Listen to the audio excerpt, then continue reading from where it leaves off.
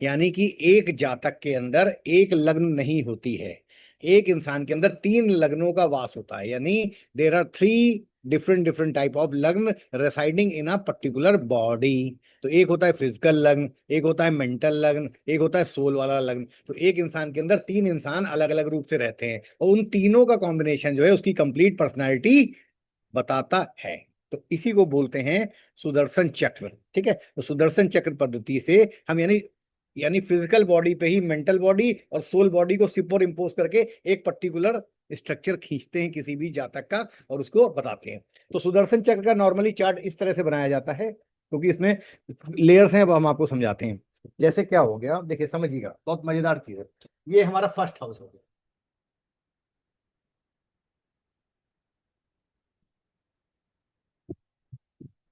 ठीक, तो ये है हमारा फिजिकल असेंडेंट। यानी कि बेसिकली D1 चार्ट में लियो राशि है और जुपिटर लग्न में बैठा है। ठीक है, लियो राशि है, जुपिटर लग्न में बैठा है और चंद्रमा कहाँ है? टॉरस राशि में है। तो ये हरी नीली पीली वाली पट्टी है, ये चंद्र कुंडली है। जो अंदर वाली व्हाइट पट्टी है, ये D1 फिजिकल असेंडेंट है। तो ये बाहर वाली जो व्हाइट पट्टी है, ये सूर्य की कुंडली है। ठीक है, तो अल्टीमेटली हमने क्या किया, तीनों लग्नों को, अगर कभी कभी ऐसा हो सकता है कि जैसे मान लीजिए यहीं पे चंद्रमा हो, यहीं पे सूर्य हो, तो उसका सुदर्शन एक ही लेयर का बन जाएगा, तो हमें तीन लेयर बनाने की जरूरत नहीं है। ये मान लीजिए किसी के D1 की लग्न में ही सूर्य बैठा है, तो उसका सूर्य और ये एक ही हो जाएगा। चंद्र बैठा है तो ये और ये एक ही हो जाएगा। या मान लो यहाँ पे सूर्य और चंद्र किसी और राशि में साथ बैठे होते, तो उसकी दोनों लेयर एक ही हो जाती। तो यहाँ पे क्योंकि असेंडेंट अलग राशि में है, लग्न अलग है, चंद्रमा अलग है, तो सूर्य अलग है। तो जैसे वृश्चिक का सूर्य है तो हमने यहाँ पे 8 नंबर लिख दिया, टॉरस का चंद्रमा है तो यहाँ पे 2 नंबर लिख दिया, और लग्न फिजिकल असेंडेंट 5 नंबर की। तो यानी अब जातक की पर्सनालिटी, तीनों चीजों की पर्सनालिटी अगर देखा जाए, और ये क्योंकि फर्स्ट हाउस है, देखिए यहाँ पे लिखा ना फर्स्ट हाउस। तो first house is made of Singh on physical level, taurus on mental level और वृश्चिक ऑन सोल लेवल। तो पहले तो ऐसे हम क्या बताते हैं कि जातक जो है सिंह लग्न का है तो फियर्स होगा, लीडरशिप होगी, एडमिनिस्ट्रेशन होगा, लेकिन मन से वो क्या है, स्टेबिलिटी पसंद है, स्टेबल है, वैल्यूज को इकट्ठा करने वाला है। क्यों? क्योंकि टॉरस इज एन स्टेबल राशि।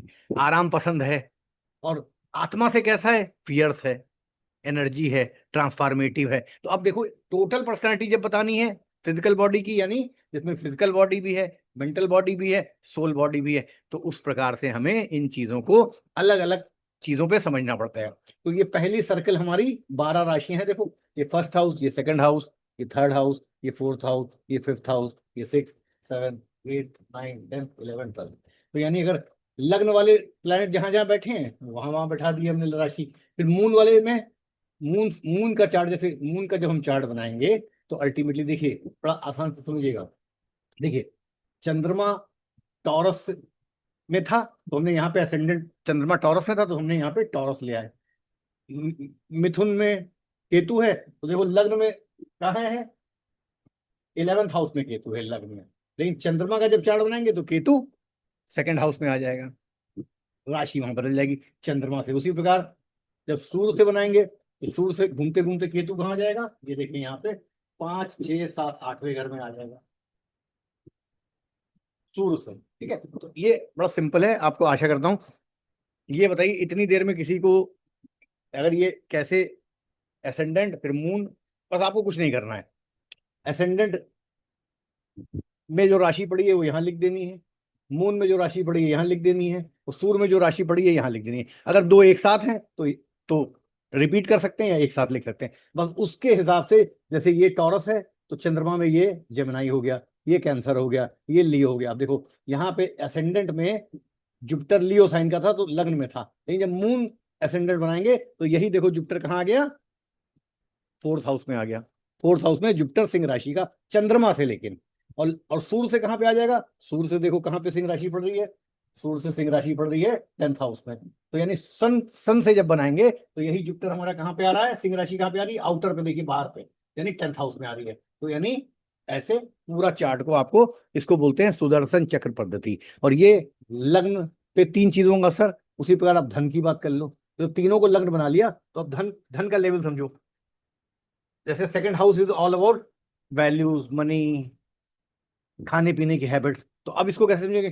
फिजिकल लेवल पे डेबिलिटेड वीनस, वर्गो और वीनस की एनर्जी प्राप्त होगी फिजिकल लेवल पे धन को, कुटुंब को, परिवार को, खाने पीने की हैबिट्स को, स्पीकिंग को। लेकिन मन के लेवल पे क्या है? जमनाई और केतु की एनर्जी प्राप्त होगी। तो ये देखो पट्टी यहाँ पे आ गई और मून यहाँ से चल रहा है। और सोल लेवल पे सेकंड हाउस में क्या एनर्जी प्राप्त होगी? राहु और सेगिटेरियस की एनर्जी प्राप्त होगी। यानी अगर आदमी का धन के बारे में, परिवार के बारे में, वैल्यूज के बारे में, टोट ओवरऑल थिंकिंग, सिर्फ फिजिकल लेवल की नहीं, उसकी मानसिकता और उसकी आत्मा लेवल, सोल लेवल की चीजें भी बतानी है, तो ये सुदर्शन बनाना है। उसी प्रकार जैसे मान लो, सिंपल आसान समझो, किसी के प्रोफेशन की बात करते हैं, तो ये हमने हाउस को प्रोफेशन का हाउस हो गया, ठीक है। अब जब ये प्रोफेशन का हाउस हो गया तो बड़ा ध्यान समझो।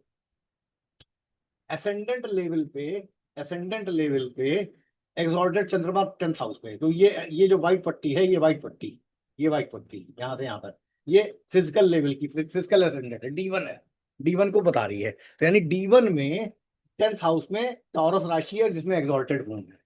तो इसका मतलब आदमी फिजिकल लेवल पे अपने जॉब को, अपने प्रोफेशन को बहुत बढ़िया एंजॉय करता है, उसका मन वहां लगा है क्योंकि एग्जॉल्टेड मून है। लेकिन मेंटल लेवल पे कुंभ राशि है, मेंटल लेवल पे क्यों? क्योंकि पीली पट्टी जो है ये मून की है, मून एसेंडेंट की पट्टी चल रही है, मून लग्न की। तो यहाँ पे कुंभ है, तो कुंभ यानी मन से वो क्या चाहता है?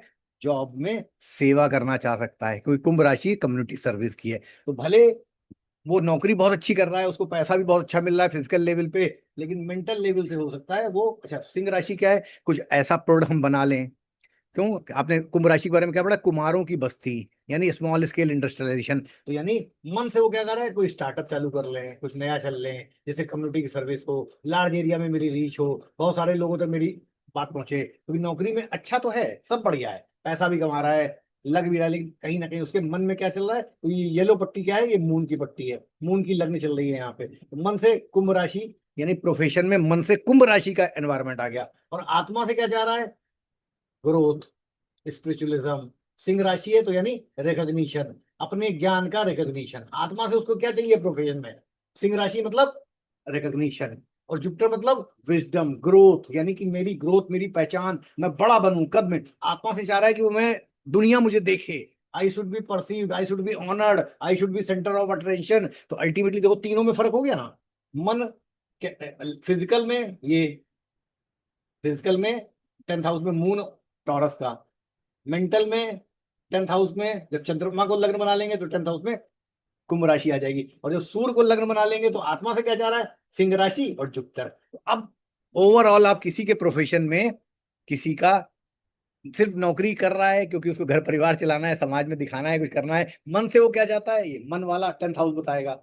आत्मा उसकी कहाँ जा रही है? सूर्य बताएगा। तो ये एक बेसिक फंडामेंटल आपको हमने समझाया कि कैसे आपको सुदर्शन चक्र बनाना है। और हर हाउस का, अब जैसे डिजायर का है, फिजिकल लेवल पे डिजायर भले केतु वाली हो, लेकिन मेंटल चंद्रमा लेवल पे मीन राशि है, और सूर्य लेवल पे कन्या राशि है जहां पे एग्जॉल्टेड, हाँ डेबिलिटेड वीनस है। तो यानी ये 11वां हाउस, ये पूरी पट्टी 11वें हाउस हो गई, ठीक है। यानी कि अब देखिए 11वें हाउस को जैसे समझाते हैं फिर आगे डिटेल में। अब जैसे ये 11वां हाउस है तीनों लग्नों का, तो ये जो पहली पट्टी है ये है फिजिकल, ये जो दूसरी पट्टी है ये है मेंटल, और ये जो तीसरी पट्टी है ये है आत्मा के लेवल की। तो यहाँ पहली पट्टी पे जो प्लैनेट्स हैं राशियों के साथ अलग अलग, तो अल्टीमेटली टोटल गेंस क्या है? अब देखो टोटल गेंस क्या है? द्वितीय स्वभाव है। यहाँ पे 3 नंबर की राशि फिजिकल लेवल पे, मेंटल लेवल पे मीन राशि, और सूर्य के लेवल पे भी द्वि स्वभाव राशि कन्या राशि। तो यानी गेम्स में डुअलिटी है, डुअलिटी है। तो इसका मतलब जो तीनों, मन के लेवल पे भी डुअलिटी है, फिजिकल लेवल पे डुअलिटी है, और आत्मा लेवल पे डुअलिटी है। अब इसी ये एक मेजर चीज आपको मिल गई कि इसका मतलब गेम्स में, बड़े भाई के मामले में, इच्छा पूरी के करने के मामले में द्वि स्वभाव राशि की एनर्जी लगेगी। और 2 बार मरकरी की है और 1 बार गुरु की है। तो आप कहीं ना कहीं इन राशियों का बैकग्राउंड भी ओवरऑल उसके गेंस के लिए, मन से क्या गेंस चाह रहा है, आत्मा से क्या गेंस चाह रहा है, और फिजिकल लेवल पे क्या गेंस चाह रहा है, उसको कंसीडर करेंगे। उसके बाद केतु, फिजिकल लेवल पे केतु, तो इसका मतलब डिजायर पहले लेवल पे, फिजिकल लेवल पे पूरी नहीं हो रही है।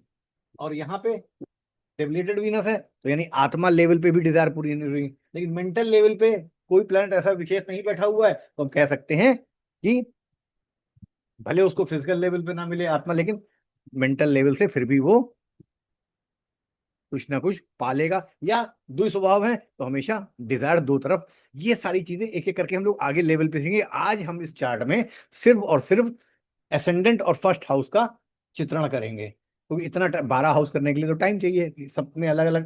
भाई जैसे मान लो अब ये फिफ्थ हाउस क्या है, फिफ्थ हाउस ये है, तो संतान या इसकी एजुकेशन बतानी है, तो एजुकेशन के बारे में, जैसे ये फिफ्थ है, ये फिफ्थ है ना, ये वाली पूरी पट्टी, दिस इज फिफ्थ, राइट। तो ये फिफ्थ हो गई, ठीक है। तो यानी फिजिकल लेवल पे तो राहु है, मेंटल लेवल पे डेबिलिटिव है, और सन लेवल पे पाइसिस है। तो अब ये तीनों का हमें जब कॉम्बिनेशन बनाएंगे, तीनों राशियों का बैकग्राउंड लेंगे, एनवायरनमेंट लेंगे, फिजिकल लेवल पे, मेंटल लेवल पे, सोल लेवल पे, फिर उसके बाद राहु वीनस को उस पर सेट करेंगे अलग अलग लेवल पे, तब फाइनल फिफ्थ का प्रिडिक्शन कर पाएंगे। तो ये इसको सुदर्शन चक्र पद्धति बोलते हैं। अब हमें ये बताओ, इतनी देर में आप लोग शांत तो बैठे नहीं होंगे, सबने अपने अपने चार्ट में गोले खींच के अपने अपने बना तो डाला ही होगा सुदर्शन चक्र अपना अपना, कि नहीं बनाया पहले ये बताओ, अपना अपना बना डाला। सबसे पहले एक गोल लाइन खींचो जिसमें 12 खाने बनाओ, और उसी के पीछे पीछे अब बनाते चले जाओ, जैसे कि मेन यही यही मेन चार्ट है। इसी से जहां पे चंद्रमा जिस राशि का हो, वो राशि यहाँ पे सेट कर दो, जहां सूर्य जिस राशि का हो, और उसी के हिसाब से राशियां आगे बढ़ाते चले जाओ, और जो प्लेनेट जिस राशि में हो वहां पे बनाते चले जाओ। तो तुम्हारी एक ही लाइन में देखो, तीनों चीजें एक ही लाइन में आ गई। ये देखो एक ही लाइन में आ गई ना, यानी फिजिकल, मेंटल, सोल, एक ही जगह हमने सबको ले आए हम, ठीक है। चंद्रमा से दसम, सूर्य से दसम, लग्न से दसम, ये दसम हो गया। चंद्रमा लग्न से 11th, मून से 11th, सन से 11th, तो सब एक साथ डायरेक्शन बन जाएंगे। तो यानी एक सिंगल D1 चार्ट से ही ये सारी चीजें, इसको बोलते हैं सुदर्शन चक्र, क्योंकि ये गोल में बन सकता है, बनता है। तो अभी ईमानदारी से बताओ, हम इस पे एक्सप्लेनेशन पे चलने वाले हैं। ईमानदारी से ये बताओ कि तुम लोगों को अपने अपना सुदर्शन चक्र बना लोगे, या अभी भी कोई क्वेश्चन है या कोई प्रॉब्लम है तो बताओ। ठीक है, आशा करता हूँ आप लोग बना, कहो तो एक एग्जाम्पल। अब हमें वो लोग हाथ उठाएं जिनका सूर्य चंद्र लग्न में ही बैठा है। कोई है तुम में से ऐसा जिसका सूर्य और चंद्र लग्न में ही बैठा हो D1 चार्ट में? कोई है तो हाथ उठाए भाई, कोई नहीं है, चलो। कोई ऐसा है आप में से जिसका लग्न अलग राशि की हो, लेकिन सूर्य चंद्र एक साथ किसी और राशि में एक साथ बैठे हो? ऐसा कोई है? मंजू श्री जी ने हाथ उठाया, चलो मंजू श्री जी को करो फिर अनम्यूट इसी बात पे। नमस्ते सर। हाँ मंजू श्री, क्या कॉम्बिनेशन आपके में? सर एक चार्ट है, मेरा नहीं पर मेरे पास है एक चार्ट जिसमें वर्गो असेंडेंट है और सूर्य और चंद्र स्कॉर्पियो में बैठे हैं सर। अच्छा ओके। तो इसको भी आप सूर्य चंद्र, क्योंकि स्कॉर्पियो में बैठे हैं, तो बाहर की दो पट्टियां, चलिए हम इसको, लेकिन अगर मैं ये मिटा दूंगा, रुको, ये अगर मैंने मिटा दिया तो फिर आगे मुझे, रुको, हाँ हाँ चलो ठीक है। अब आओ चलो, तो सबसे पहले वर्गो असेंडेंट हमने यहाँ पे 6 नंबर लिख लिया, जी जी सर। सूर्य और चंद्र स्कॉर्पियो में तो 8 नंबर यहाँ लिख लिया, 8 नंबर यहाँ लिख लिया, यानी कि उसकी सूर्य और चंद्र लग तो एक ही हो जाएगी। चाहे, या हम इसको ऐसे भी लिख सकते थे, ये लिख दिया 8, बड़ा बड़ा वाला 8 लिख दिया, यानी दोनों लगभग एक ही है, तो हमें ज्यादा दिमाग लगाने की जरूरत नहीं है। तो वर्गो लग्न में कुछ है, और ये इसका फर्स्ट हाउस हो गया, ठीक है, ये इसका सेकंड हाउस हो गया, ये उसका थर्ड हाउस हो गया, ठीक है। इसी तरह आगे बढ़ाते चले जाएंगे। तो अब ये बताओ, फिर ये और ये एसेंडेंट लिख देते हैं, यानी ये फिजिकल एसेंडेंट। तो वर्गो एसेंडेंट में कोई लग्न में प्लेनेट है? नहीं सर, नहीं है, नहीं है। और सूर्य और चंद्र यहाँ पे बैठे हैं, तो हम यहाँ पे मून के साथ सन ऐसे भी लिख सकते हैं, तो ये पीली पट्टी जो है चंद्रमा की है, और यही दोबारा यहाँ पे रिपीट भी कर सकते हैं, मून के साथ सन, क्योंकि सन लग्न भी वही हो जाएगी और मून लग्न भी वही हो जाएगी। इसमें तो कोई, ये चाहे तो जैसे एक बड़ा 8 हमने बना दिया था, तो इन दोनों को कंबाइन करके, क्योंकि सूर्य और चंद्र एक साथ ही हैं, तो अब देखो यहाँ पे 7 नंबर पड़ेगा, यहाँ पे 7 नंबर पड़ेगा, यहाँ पे 5 नंबर पड़ेगा, यहाँ पे 6 नंबर पड़ेगा, यहाँ पे 6 नंबर पड़ेगा, यहाँ पे 4 नंबर पड़ेगा। तो अब देखो ये 6 नंबर, ठीक है, ऐसे ही यहाँ पे 5 नंबर पड़ेगा, यहाँ पे 5 नंबर पड़ेगा, यहाँ पे 3 नंबर पड़ेगा, यहाँ पे 4 नंबर, यहाँ पे 4 नंबर, यहाँ पे 2 नंबर, यहाँ पे 3 नंबर, यहाँ पे 3 नंबर, यहाँ पे 1 नंबर। देखो चार्ट अब ऐसे आगे बढ़ा लो। अब ये कुछ 6 है, तो यहाँ पे 7, यहाँ पे 9, यहाँ पे 9, यहाँ पे 8, यहाँ पे 10, यहाँ पे 10, 6 7 8 9 यहाँ पे, 10 यहाँ पे, 11 यहाँ पे, 12 यहाँ पे, एक दो यहाँ पे आई गया था। उसी प्रकार 9 के बाद ये 10 हो गया, फिर 11 11, 12 12, एक एक। यहाँ पे देखो, लेकिन फिजिकल में 11 11 नंबर है, लेकिन चंद्रमा और सूर्य में इस हाउस में पड़ेगा मेष राशि। तो यहाँ पे 12 तो आ ही गया है, तो यहाँ पे एक के बाद यहाँ पे दो, यहाँ पे दो, यहाँ पे तीन तीन ऑलरेडी देखो आ गया। तो ऐसे आप ऑलरेडी आराम से, अब जैसे मान लो चंद्रमा लग्न में होता तो 6 नंबर ये कॉमन हो जाता। पहले केस में तीनों अलग अलग थे। किसी केस में ऐसा होगा कि मान लो लग्न में ही सूर्य और चंद्रमा है, तो एक ही में से उसका वही उसका सुदर्शन हो जाएगा। जो उसका D1 चार्ट है वही उसका सुदर्शन चक्र चार्ट है। दिक्कत तब आएगी जब सूर्य अलग, चंद्रमा अलग, लग्न अलग, तो 3 कॉलम में बनाएंगे। लग्न और दो दो चीजें अगर कंबाइंड होगी तो 2 लाइन में भी बना सकते हैं, तीसरा ऑटोमेटिकली वही है, सेम हो जाता है। तो इतनी बात। अभी एक ईशा ने शायद हाथ उठाया था। ईशा कहाँ हो भाई? एक किसी और ने भी तो हाथ हाथ उठाया था। किस क्या? हाँ प्रणाम ईशा। गुरु जी। हाँ बेटा ईशा बताओ। Thank you sir. और सर मेरा सेम है, चंद्र और सूर्य एक ही घर में बैठे हैं। चंद्र और सूर्य हाँ जी। एक ही घर में बैठे हैं कि लग्न में बैठे हैं? सर एक ही घर में बैठे हैं, लग्न अच्छा में नहीं चलो, बैठे। तो लग्न बताओ तुम्हारी क्या है बेटा। ये मान लो फर्स्ट हाउस है, ये एसेंडेंट का, 8 नंबर। एसेंडेंट। हाँ जी, वृश्चिक लग्न। उसमें कोई प्लैनेट बैठा है? हाँ जी, मार्स बैठा है। ठीक है। अब चंद्रमा और सूर्य किस राशि में बैठे हैं? अ, कन्या में 6 नंबर। ठीक है, 6 नंबर हो गया। तो यहाँ पे सन हो गया, यहाँ पर मून हो गया। यही चीज यहाँ पर भी लिख देंगे। तो ये मून वाली पट्टी है, सन वाली पट्टी है, ठीक है। तो अब ऐसे, अब लेकिन अंदर की पट्टी 12 हाउस खेलेंगे। 8 नंबर की राशि है तो यहाँ पे 9 नंबर की राशि आएगी, यहाँ पे 10 नंबर की, यहाँ पे 11 नंबर की, यहाँ पे 12 नंबर। 1 2 3 4 5 6 7, ये जो नंबर है ये राशियों के नंबर हैं। बाहर जो नंबर डाल रहा हूँ ये सेकंड हाउस है, इसीलिए मैंने इसको रोमन नंबर में लिखा था। ये रोमन नंबर में मैं इसीलिए इसको लिख रहा हूँ। ये जो रोमन नंबर वाले नंबर हैं ये हाउसेज हैं बाहर वाले, ये अंदर वाली राशियां हैं, ठीक है। अब जैसे यहाँ पे 6, तो यहाँ पे 7, यहाँ पे 7, यहाँ पे 8, यहाँ पे 8।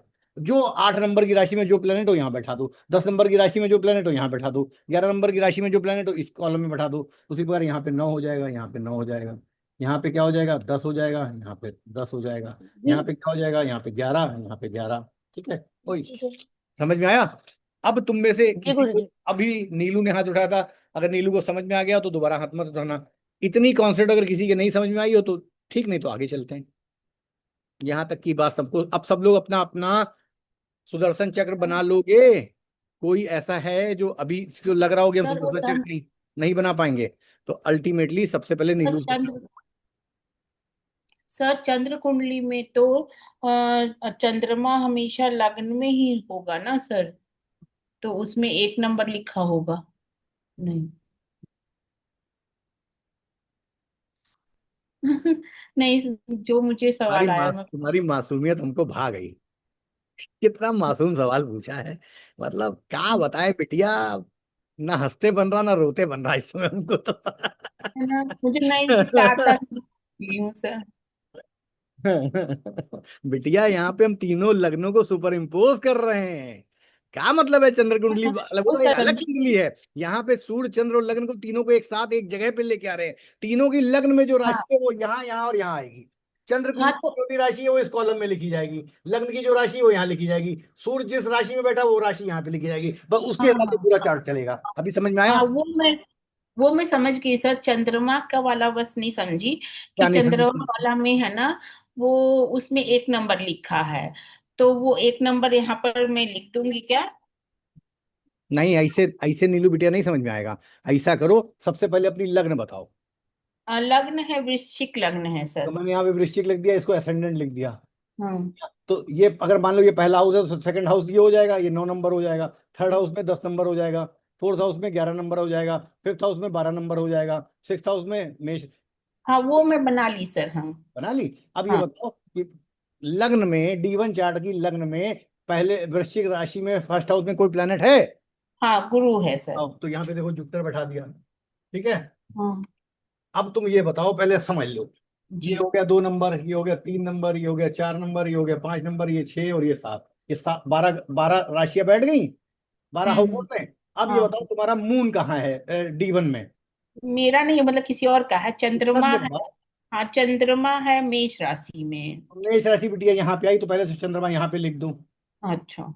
अब तुम ये समझ लो, ये जो चंद्रमा है, ये मान लो थोड़ी देर के लिए यहाँ पे बैठा हुआ है, तो इस पट्टी हाँ, को ऐसे ऐसे ऐसे ऐसे घुमाओ। घुमा देंगे। इस हाँ हाँ पट्टी को ऐसे ऐसे घुमाओ और यहाँ पे एक नंबर ले आओ, ऐसे घुमाते हुए लाओ और यहाँ पे एक नंबर, हाँ। तो यहाँ पे क्या हो जाएगा, मून हो जाएगा। हो जाएगा। हाँ, बस यही सवाल था सर, बस हो गया बाकी। अब एक नंबर हो गया तो यहाँ पे कौन सी राशि आएगी, 2 नंबर। दो यहाँ पे नंबर कौन सी आएंगे। राशि, 3 नंबर। यहाँ पे कौन सी राशि, 4 नंबर। यहाँ पे 5 नंबर, यहाँ पे 6 नंबर, यहाँ पे 7 नंबर, और जैसे यहाँ पे 8 नंबर आएगी यहाँ पे जुपिटर बैठा दो, और बाकी प्लेनेट भी राशि के हिसाब से बैठा दो, मून के। हाँ हाँ, गेटिंग माई समझ पॉइंट। गए सर, समझ गए। हाँ। पीली पट्टी जो है वो चंद्रमा की है। अब बताओ, एसेंडेंट D1 में सन तुम्हारा कहाँ पे है। D1 में सन आ गया है। कन्या राशि में है, 11th हाउस में। ये लो कन्या राशि में। अब इसको क्या करना है तुम्हें, धीरे धीरे इसको इसको ये वाली पट्टी को घुमाना है, मतलब ये, हाँ इन दोनों को ऐसे उंगली रख लो, धीरे धीरे घुमा, हाँ और यहाँ पे 6 नंबर ले आओ। जैसे ये छह हाँ, नंबर यहाँ पे लाओगी, सन यहाँ पे हो गया। ठीक सन है, हो जाएगा। 6 नंबर यहाँ पे हो गया तो 7 नंबर यहाँ हो गया, आठ ठीक नंबर यहाँ हो गया, तुरंत यहाँ पे जुपिटर बैठा दो। ठीक ठीक सर, परफेक्ट सर, जान गई यहाँ सर। पे 5 नंबर बैठा दो, यहाँ 4 नंबर, यहाँ पे 3 नंबर, यहाँ पे जैसे 2 नंबर यहाँ पे आया, और 2 नंबर में अगर कोई तुम्हारा प्लेनेट है या 1 नंबर में मंगल पे है, यहाँ एक, तो यहाँ पे मून बैठा लिया अपना। Getting hmm, my point. ठीक ठीक, परफेक्ट सर, जान गई सर। समझ में आई, हाँ, अब तो गलती नहीं करोगी। नहीं नहीं सर, चलो, नहीं। और कोई बात नहीं, ये तो जरूरी है बिटिया, तुम्हारे सारे और लोगों को भी समझ में आ गया। और किसी को कोई कंफ्यूजन की, ये सुदर्शन चक्र कैसे बनेगा, कोई बात नहीं, अब चलते हैं मेन। आज हम इस बच्चे का खाली लग्न का एनालिसिस करेंगे, और आगे आने वाले दिनों में कभी मन, क्योंकि अब मेरा ये बहुत अच्छा टॉपिक मुझे लगा, तो इस पे एक दिन की पूरी लेंदी क्लास भी लाने के मूड में हम हैं, जिसमें कम से कम बाकी के हाउसेस पर भी चित्रण करें, लेकिन आज पहले हाउस को समझने का प्रयास करते हैं। सब सिंपली समझ लो, हमें हम इस जातक का विचरण करना है। फिजिकल लेवल पे हम सिंह राशि को प्रमाण लेंगे, उसमें जुपिटर बैठा है। मेंटल लेवल पे हम एग्जॉल्टेड चंद्रमा टॉरस राशि का एनर्जी जोड़ेंगे, और आत्मा लेवल पे वृश्चिक सन मरकरी और मंगल की एनर्जी जोड़ के इसकी फिजिकल एम्बॉडीमेंट पर्सनालिटी के बारे में बात करेंगे। तो आप लोग यहीं चाहे देखते जाइए और अपने मन में बैठाते जाइए, और हम यहाँ से बोलते हैं और चीजों को कनेक्ट करिएगा। तो सबसे पहले, सुदर्शन चक्र क्यों यूज होता है, ये अपने आप में एक प्रिडिक्टिव एस्ट्रोलॉजी का टूल होता है। It's a tool for the predictive astrology. ठीक है, क्योंकि नेटिव को सिर्फ फिजिकल लेवल पे जज कर नहीं किया जा सकता, किसी भी जातक को शारीरिक रूप से फिजिकल लेवल पे बताने की के अलावा, और भी फिजिकल असेंडेंट के अलावा उसका मानसिक स्तर और उसका आत्मा का लेवल भी जानना बहुत जरूरी है, क्योंकि जन्म लग्न या फिजिकल बॉडी सिर्फ पर्सनालिटी और लाइफ पाथ को बताती है। यानी कि ये जो D1 चार्ट की जो लग्न होती है, दैट कैन ओनली टेल, अगर सिर्फ उससे विश्लेषण कर रहे हैं तो वो हमारी फिजिकल पर्सनालिटी और लाइफ पाथ को बताती है। चंद्र लग्न जो होती है, चंद्र लग्न, ठीक है, चंद्र लग्न जो है हमारे माइंड, इमोशंस और परसेप्शन को बताती है। तो खाली किसी की फिजिकल बॉडी के बारे में जान के या पर्सनालिटी के बारे में जान के तो उसको पूरी तरह से आप नहीं जान सकते हैं, हमें उसके माइंड को, उसकी इमोशंस को और उसके परसेप्शन को भी जानना पड़ता है। उसी प्रकार सूर्य जो होता है, इसी चार्ट में जो छुपी हुई D1 में ही, वो हमारे सोल के एक्सप्रेशन के बारे में जानना, कि ये जातक का आत्मा का एक्सप्रेशन कैसा है, उसकी ईगो कैसी है, how much authoritative he is और नॉट, अथॉरिटी इसकी मजबूत है या कमजोर है, और इसकी पब्लिक आइडेंटिटी कैसी होगी। ये ना फिजिकल से पता चलेगा ना मेंटल से, ये सूर्य से पता चलेगा कि हाउ मच फिजिकल आइडेंटिटी ही और she carries in her life. तो इसलिए कंप्लीट स्ट्रक्चर खींचने के लिए सुदर्शन चक्र की इंपॉर्टेंस होती है। तो 3 पिलर हमें मिल गए। तो पहला पिलर हमें क्या मिल गया, लियो एसेंडेंट। दूसरा पिलर हमें क्या मिल गया, एग्जॉल्टेड मून इन टॉरस। और तीसरा पिलर हमें क्या मिल गया, sun in Scorpio with Mars and Mercury. अब पूरी पर्सनालिटी हम लोग क्या करते हैं, पहले लेवल पे सिर्फ सिंह राशि, लेकिन कितना बदलाव हो गया, यहाँ पे सिंह राशि के बाद यहाँ पे टॉरस मेंटल पे, और आत्मा लेवल पे वृश्चिक। तो अल्टीमेटली 3 पिलर पे टोटल पर्सनालिटी खड़ी होगी। सिर्फ इस पे नहीं बताना है, सिर्फ इस पे नहीं बताना है, सिर्फ इस पे। हाँ, अगर कोई मेंटल लेवल का क्वेश्चन पूछ रहा है तब इसको ज्यादा एक्स्ट्रा प्रमाण या एक्स्ट्रा वेटेज दे सकते हैं। फिजिकल की बात कर रहा है तो एक्स्ट्रा वेटेज इसको दे सकते हैं, लेकिन जब कंप्लीट किसी को इन एंड आउट से समझना है, पूरी तरह से उसका एक्सरे करना है, पूरी तरह से MRI करना है, तो फिर तीनों को जब तक अलाइन नहीं करोगे, प्रिडिक्शन तुम्हारा फेल हो जाएगा। उसी प्रकार धन के मामले में, जब तक शारीरिक रूप से धन, मानसिक रूप का धन और आत्मा लेवल का धन, तीनों को जब तक कोइंसाइड नहीं करोगे कंप्लीट, कि पैसे को लेके वो फिजिकली कितना चाहत है, मेंटली कितना चाहत है, और आत्मा के लेवल पे कितना चाह रहा है, ये तीनों को जब एनालिसिस करोगे तभी किसी भी हाउस में, क्योंकि हर हाउस में कभी कभी सेम होगा और कभी कभी राशियां बदल जाएंगी। तो यहाँ पे देखो फिजिकल लेवल पे सिंह राशि की भी असर है, टॉरस का भी असर है, वृश्चिक का भी असर है, वो तीनों देखो फिक्स राशियां हैं। ठीक है, देखा जाए तो 2, 5, 8, 11 क्या होती हैं, स्थिर राशियां कहलाती हैं। तो अब सारी एनर्जी ऐसे ही आपको जोड़नी चाहिए और जोड़ेंगे आगे भी हम लोग चल के। ठीक है, तो अल्टीमेटली ये इतनी चीजें समझ में आई। तो अल्टीमेटली अब ये अब आशा करता हूँ आपने इतनी देर में कागज पे बना लिया होगा, तो फिर अब हम आपसे फेस टू फेस इंटरेक्शन करेंगे। तो अल्टीमेटली अब देखो, सिंपल लाइन समझो, क्योंकि ये फिजिकल बॉडी दिखती है, चंद्रमा मेंटल पर्सनालिटी तो दिखती नहीं है, आत्मा की पर्सनालिटी तो दिखती नहीं है, तो फिजिकली आउटवर्ड पर्सनालिटी क्या है, ये क्या क्रिएट कर रहा है तीनों। Outward, this particular person is outwardly, externally he is royal and confident. Why? Because Jupiter knowledge और लियो राशि रॉयल और कॉन्फिडेंट है। लेकिन इनवर्डली क्या है, चंद्रमा है, सेंसिटिव है, अंदर से सेंसिटिव है। और क्योंकि चंद्रमा है और टॉरस राशि है, तो अंदर से क्या है, he is security seeking person.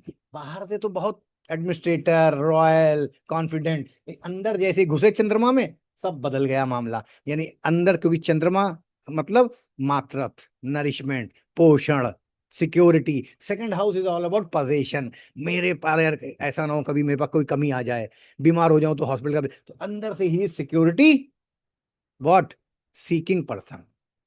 But आखिरी में क्या है, आत्मा से साइकोलॉजिकली ही is intense and strategic. Why? Because Mangal, sun and Mercury along with Scorpio rashi is a very strong strategic. तो बाहर से कॉन्फिडेंट, अंदर से सिक्योरिटी को लेके डर, इस वजह से वो अपना स्ट्रेटेजिक है और इंटेंस है। तो अल्टीमेटली अपने पैसे को कहीं ना कहीं इसको लगाना चाहिए, सही से सही स्ट्रेटजी लगानी चाहिए, क्योंकि आखिरी में मंगल, मरकरी और सन और वृश्चिक होने से स्ट्रेटजी, ट्रांसफॉर्मेशन, इन सब चीजों का एक सिर्फ बेसिक बात कर रहे हैं, अभी धीरे धीरे आगे बढ़ेंगे।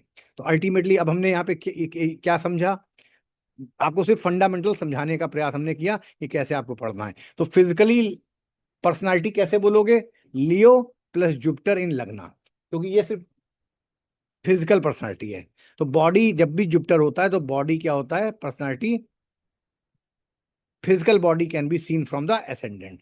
तो ultimately Leo sign is rising, Jupiter is in lagna. Jupiter क्या है, फिफ्थ लॉर्ड है और नाइन्थ लॉर्ड है।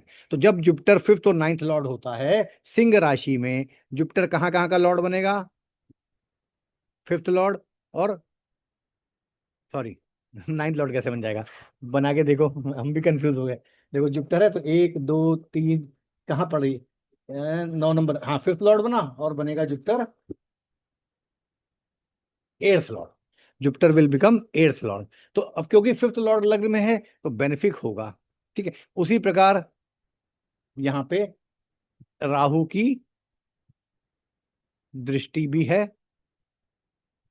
राहु कहाँ बैठा है, फिफ्थ हाउस में बैठा है, तो फिफ्थ हाउस से राहु दृष्टि भी डाल रहा है। तो अल्टीमेटली हमें क्या देखना है, हाँ, सारी चीजों को कि समझने की बात हमें क्या करनी है कि राहु की दृष्टि और फिफ्थ लॉर्ड लग्न में, ये हमारी पूरी फिजिकल पर्सनालिटी को डेवलप करेगा। तो इससे क्या समझ में आता है, क्योंकि सिंह लग्न है तो नेचुरल अथॉरिटी इस बच्चे के पास है, शुरू से अथॉरिटेटिव रहा है, जुपिटर भी है, सिंह राशि भी है, तो फिजिकल लेवल पे उसको रिस्पेक्ट चाहिए। जैसे शेर को, सूर को, जुपिटर ज्ञानी है तो desire for respect is there. क्यों डिजायर, क्यों, क्योंकि राहु की दृष्टि पड़ रही है। आप जब चार्ट बना लिया होगा आपने तो आप देखेंगे राहु की दृष्टि, पंचम हाउस से राहु इज एक्सपेक्टिंग द लग्ना, और लग्न में जुपिटर बैठा है तो इसका मतलब there is desire for respect.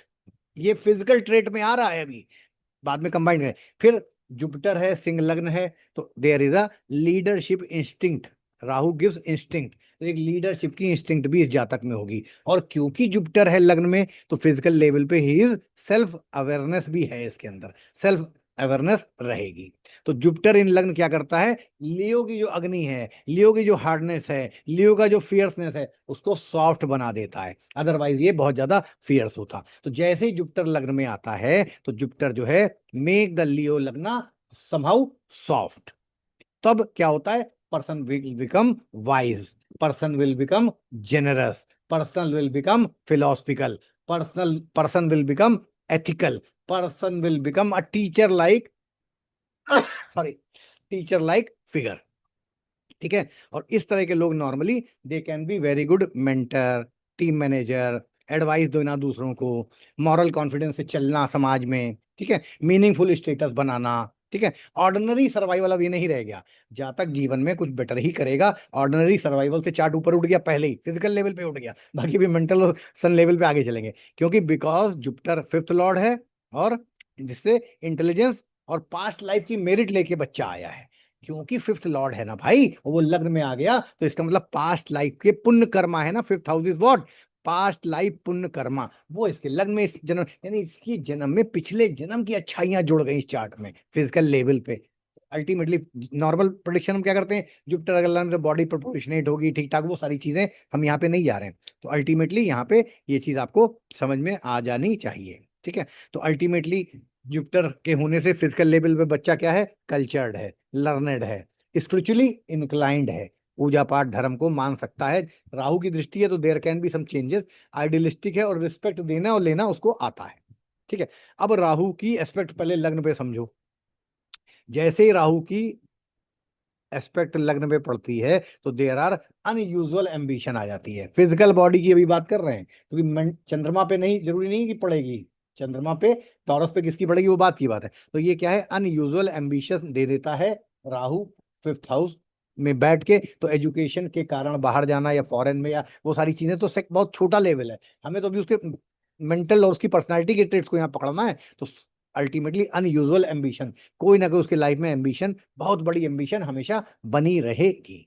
Psychologically he will B restless, क्योंकि राहु कभी भी आराम करने नहीं देता है, एक के बाद एक, फिर उसके बाद कुछ और, फिर और आगे एम्बिशन बढ़ाता ही जाएगा। और सबसे बड़ी बात है, क्योंकि राहु इज एक्सपेक्टिंग द लग्ना, तो Rahu was very image conscious, कि मैं सूर्य को भी दबा ले जाऊं, मैं सबसे ऊपर हो जाऊं। तो इस और लग्न पे पड़ रहा है और फिफ्थ लॉर्ड भी वहीं पे बैठा हुआ है, तो अल्टीमेटली आप बिंदास क्या कह सकते हो कि this boy, this person is very image conscious, कि मेरी इमेज का कुछ ना हो, मेरी इमेज ऑफिस में बनी रहे, मेरी इमेज खानदान में बनी रहे। It's all about imaging, image consciousness is very much because of Rahu is expecting लग्ना।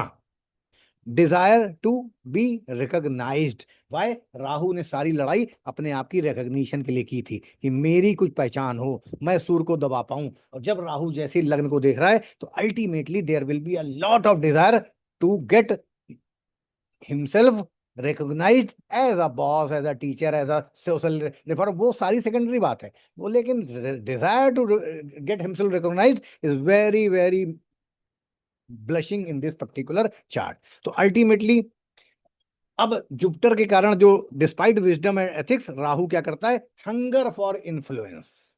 बिल्कुल एथिक्स थे, सब कुछ है, लेकिन the person is hungry for influence, fascinated with power and status. He is quite fascinated with power and status, unconventional thinking. और there is a lot of attraction towards unexceptional achievements. पाने के लिए किसी भी लेवल तक जा सकता है ये बच्चा। ठीक है, क्योंकि जुपिटर की दृष्टि लगने, तो ये अभी सिर्फ फिजिकल, अभी देखो जब तीनों को जोड़ेंगे तब सुदर्शन बनेगा, अभी तो पहले टुकड़े टुकड़े में अलग अलग समझ लो। ठीक है, तो अल्टीमेटली जब राहु का इन्फ्लुएंस आ गया तो राहु क्या है, बहुरूपिया है, तो इससे इसकी फिजिकल पर्सनालिटी कैसी बनती है, he is having a charismatic personality, क्योंकि जुपिटर तो है ही और राहु उसको और फैला रहा है, तो कोई भी आएगा खींचा चला आएगा, किसी को भी खींच के अपने नॉलेज से, और राहु उसको और बढ़िया प्रेजेंटेशन का पुट दे रहा है। तो चरिश्मा तो बहुत है पर्सनालिटी में फिजिकल लेवल पे, अब मन लेवल पे, मून लेवल पे, सन लेवल पे है या नहीं है वो बाद में देखेंगे, इतनी बात तो आपको क्लियर समझ में आ जाती है, चरिस्मेटिक पर्सनालिटी। और जुपिटर है और राहु यानी कि नए तरीके से चीजों समझ, तो समझाने में बहुत उस्ताद है। तो कोई टीचिंग टाइप का रोल, भले टीचर ना हो लेकिन समझाना, अपनी टीम को लीड करना, उनको सही से टारगेट देना, उनको क्योंकि राहु इस जुपिटर की एनर्जी को, विजडम को एम्पलीफाई कर रहा है। तो इन्फ्लुएंशियल टीचर बनने के बहुत बढ़िया गुण है, या टीम लीडर बनने के, या जो इस तरह के मेंटर बनने के, बहुत पब्लिक फिगर बन जाएगा। कोई राहु ने जुपिटर को देखा तो he will be recognized in his office या इतने अपने वर्क प्लेस। स्ट्रेटजिस्ट बन जाएगा, कोई राहु स्ट्रेटजी बनाता है कि मैं ऐसे करूंगा, तो स्ट्रेटजिक बनाने में, यानी स्ट्रेटजिक लेवल कंपनी में जहां भी अगर कहीं काम करता हो तो स्ट्रेटजी से इसका संबंध बन जाएगा। ठीक है, और इतनी चीजें तो आपको फिजिकल लेवल पे समझनी चाहिए। लेकिन अब राहु के कारण कभी कभी ईगो में फ्लक्चुएशन भी हो सकता है, ओवर थिंकिंग हो सकती है। यानी इस जातक के बारे में लोग क्या कहेंगे, भैया ये सोचते बहुत है, बहुत देर, मतलब there can be over thinking. इसकी रेपुटेशन किस चीज को है, अब तुम बहुत टाइम लगाते हो डिसाइड करने में। ड्रामेटिक रिएक्शन भी हो सकता है क्योंकि ड्रामा है, डिसरिस्पेक्ट, ठीक है। और हिडन इनसिक्योरिटी, और हिडन इनसिक्योरिटी हमेशा रहेगी क्योंकि राहु की दृष्टि आ गई फिजिकल लेवल पे। अब चलते हैं आगे। अब जब सन सन क्यों एसेंडेंट को समझते हैं, ठीक है, सन को समझते हैं। सन को कैसे समझेंगे, सन इन स्कॉर्पियो। तो सन क्या है, हमारे आत्मा का एक्सप्रेशन है, सोल का एक्सप्रेशन है, ईगो का फ्लक्चुएशन है। बिकॉज वर्गो है ना, ओ सॉरी स्कॉर्पियो है ना, तो ego can be fluctuating. Authority की एक स्टाइल होती है वृश्चिक वालों की। कोर वाइटैलिटी के बारे में जानना चाहिए, सूर्य जो यहाँ पे बता रहा है। पब्लिक पावर के बारे में जानना चाहिए। तो सन इन स्कॉर्पियो अब किसके साथ है, कंबस्ट मार्स के साथ और मरकरी के साथ है। तो इससे क्या बनेगा, तो इससे उससे जाने से पहले स्कॉर्पियो को समझो, ठीक है। क्योंकि ऑलरेडी फिजिकल लेवल पे तो अग्नि थी जुपिटर और लियो की, एक्सट्रीमली वार्म, मतलब वार्म जुपिटर का मतलब विद्या और ज्ञान और विजडम से की गर्मी, और सिंह राशि तो फिजिकल गर्मी। और यहाँ पे देखो सूर्य और वृश्चिक में भी भले ऊपर ऊपर पानी हो लेकिन नीचे तो मंगल की ऊर्जा है। तो यानी सूर्य क्या है, हाईली एब्जॉर्बेंट है, सिक्रेटिव है। वृश्चिक राशि सिक्रेटिव हो गई, इमोशनली डीप हो गई, आत्मा इमोशनली डीप हो गई। और कई बार शक करने का कीड़ा, suspicious suspicious eight many times, आत्मा से सस्पिशियस। स्ट्रेटेजिक यहाँ भी बन रहा है, जैसे स्ट्रेटेजिक यहाँ था वैसे स्ट्रेटेजिक वहां भी बनेगा। और प्रोटेक्टिव हो जाएगा क्योंकि वृश्चिक राशि में प्रोटेक्शन भी आ जाता है क्योंकि मंगल की राशि है। तो माइंड यहाँ पे ये सारी चीजें वृश्चिक राशि के कारण भी हम कह सकते हैं। तो ऐसा क्या होता है, सबसे पहली चीज क्या है, क्योंकि सूर्य है, आत्मा है, तो इसकी आत्मा किसी का भी छुपा छुपा हुआ मोटिव तुरंत जान लेगी। कोई इसके पास किस मोटिव से आया है, he can very easily detect hidden motive in others. किसी का क्या मोटिव है ये जानने के लिए बहुत बढ़िया ये सोल लेवल का मामला है, ठीक है, राइट। और क्योंकि सूर्य वृश्चिक राशि का है तो कभी भी अपने साथ किया हुआ धोखा ये भूलेगा नहीं। अगर किसी ने धोखा दिया है तो he will never forget that. अब सन और मार्स कहाँ पे है, साथ में है, सन के साथ मार्स है और वृश्चिक राशि का है। तो ये करेज भी है, इंटेंसिटी भी है, कम्पिटिटिवनेस भी है। कहाँ पे, आत्मा लेवल पे। आत्मा लेवल पे, आत्मा के सोल लेवल पे there is courage, there is intensity, there is competitiveness. तो अगर मान लो कभी एक दो बार कंपटीशन में शुरू में फेल भी हो गया होगा तो आत्मा से हारेगा नहीं कभी। स्ट्रांग विल पावर भी दे देगा यहाँ पे, और फाइटिंग स्पिरिट दे देगा। तो आत्मा से लड़ाकू है, लड़ाकू मतलब फाइटिंग स्पिरिट है। बिकॉज अब लेकिन इतने पर भी बात बनती नहीं है क्योंकि मार्स कंबस्ट भी तो है, तो उसको भी जोड़ो। तो जब कंबस्ट हो जाता है तो कई बार कंबस्ट मार्स क्या देता है, मार्स इज लॉजिक। तो लॉजिक अगर नहीं लगा पाएगा तो एंगर हो जाएगा, यानी एंगर। अब क्योंकि वृश्चिक राशि है तो अंदर ही अंदर एंगर है। अब देखो आत्मा लेवल ये स्वर है ना, तो सन आत्मा का विचार कर रहे हैं, वृश्चिक राशि यानी इंटरनल दबा हुआ, मंगल मतलब गुस्सा, दबा हुआ गुस्सा है पहला फंडामेंटल। किसी ना किसी चीज पे देयर इज दबा हुआ गुस्सा, यानी गुस्सा एक इंटरनल मैटर है। इसके लिए जरूरी नहीं वो खुल के बाहर आए, ये अंदर ही अंदर गुस्सा डेवलप हो सकता है। और जब फ्रस्ट्रेशन होता है, गुस्सा होता है तो फ्रस्ट्रेशन होता है, तो फ्रस्ट्रेशन के कारण वो अंदर ही अंदर जल सकता है। क्यों, साथ में सूर्य है, साथ में वृश्चिक है। तो यानी कि फ्रस्ट्रेशन अगर लाइफ में होगा तो वो अगर बताए या ना बताए but he will burn inside himself deeply. और मंगल और सूर्य होने से ईगो बहुत जल्दी एक्टिवेट हो जाएगी। जरा सा अगर कहीं अब कंप्लीट में चीजें इस लेवल की और इस लेवल की चीजें बदलेंगी क्योंकि फाइनल शेप लेना है हमें, तो अल्टीमेटली इमोशनल हीट इंक्रीजेस। कहते हैं ना भाप बन के उड़ा पानी, तो जब वृश्चिक में पानी है और सूर्य और मंगल ने उस भावनाओं को उड़ाया तो इमोशनली हीट इंक्रीज हो जाती है।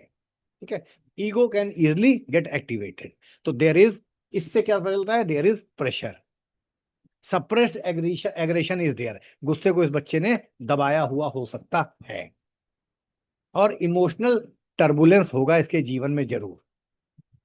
तो अल्टीमेटली ये क्या है, एक कंट्रोल्ड वॉल्केनो है, एक वॉल्केनो जिसको कंट्रोल कर दिया गया है, अदरवाइज फट सकता है, फटता भी होगा लेकिन कभी कभी जरूर फटता होगा, लेकिन ये कंट्रोल्ड वॉल्केनो की कुंडली हो गई।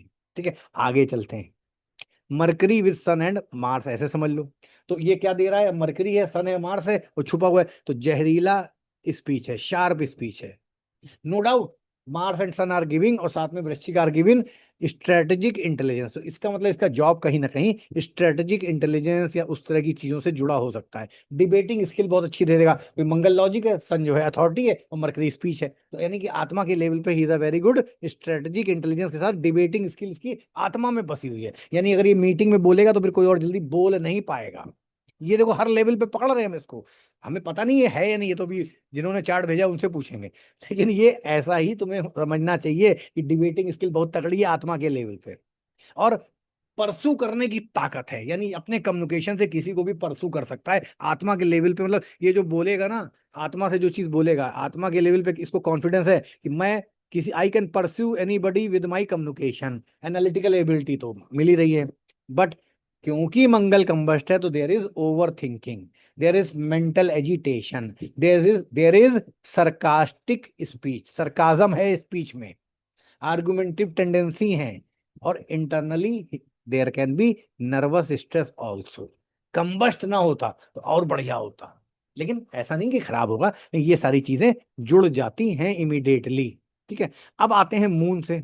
एक्सॉल्टेड मून को फिर से एक बार समझते हैं। एक्सॉल्टेड मून इन टॉरस, तो जैसे ये बहुत इंपॉर्टेंट है क्योंकि फिर इसके बाद तीनों को जोड़ना है।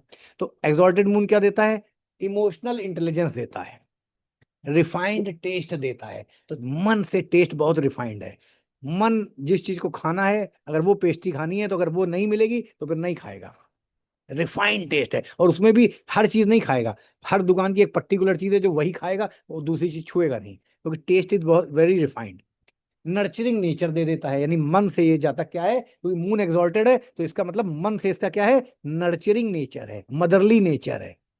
और मून एग्जॉल्टेड है तो मन से क्या है, आर्टिस्टिक है, और आर्ट को अप्लाई भी कर लेगा। अगर इसको कुछ सजा, भले ये मेल हो, लेकिन मन से अगर कोई सजाने या जाने की बात आ जाएगी तो मन में, क्योंकि चंद्रमा एग्जॉल्टेड है तो आर्टिस्टिक स्किल है, और मन है एग्जॉल्टेड है तो इसकी मेमोरी भी ठीक ठाक अच्छी होनी चाहिए।